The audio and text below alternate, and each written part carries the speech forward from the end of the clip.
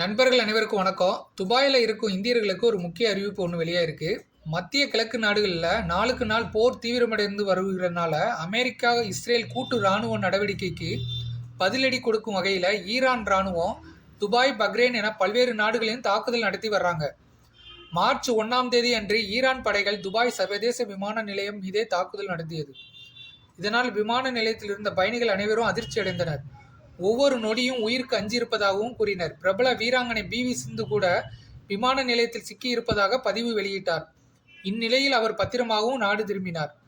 இதற்கிடையே வளைகுடா நாடுகள் மீதான தாக்குதலை ஈரான் தீவிரப்படுத்தியுள்ளது. இந்த நிலையில் துபாய் உள்ளிட்ட நாடுகளில் வசிக்கக்கூடிய ஏராளமானவர்கள் எப்படியாவது தாயகம் திரும்பிவிட வேண்டும் என எண்ணுகின்றனர். ஆனால் போர் காரணமாக இந்த பிராந்தியத்தில் வான்வெளி மூடப்பட்டுள்ளது.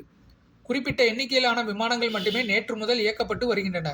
இந்த சூழலில் துபாயில் இருக்கக்கூடிய வெளிநாட்டவர்களுக்கு துபாய் விமான நிலைய நிர்வாகம் மிக முக்கியமான ஒரு பதிவினை வெளியிட்டிருக்கிறது.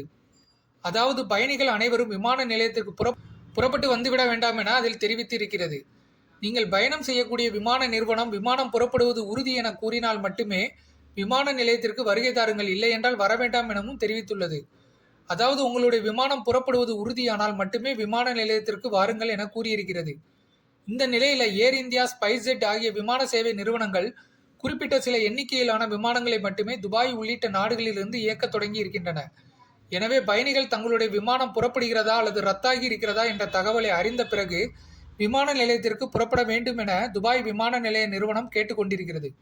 குறிப்பிட்ட சில நிறுவனங்கள் பகுதியளவு விமான சேவையை தொடங்கியுள்ள நிலையில் ஏராளமான விமான நிறுவனங்கள் மார்ச் 4ஆம் தேதி வரை விமானங்களை இயக்கப் போவதில்லை என அறிவிப்பு வெளியிட்டிருக்கின்றன.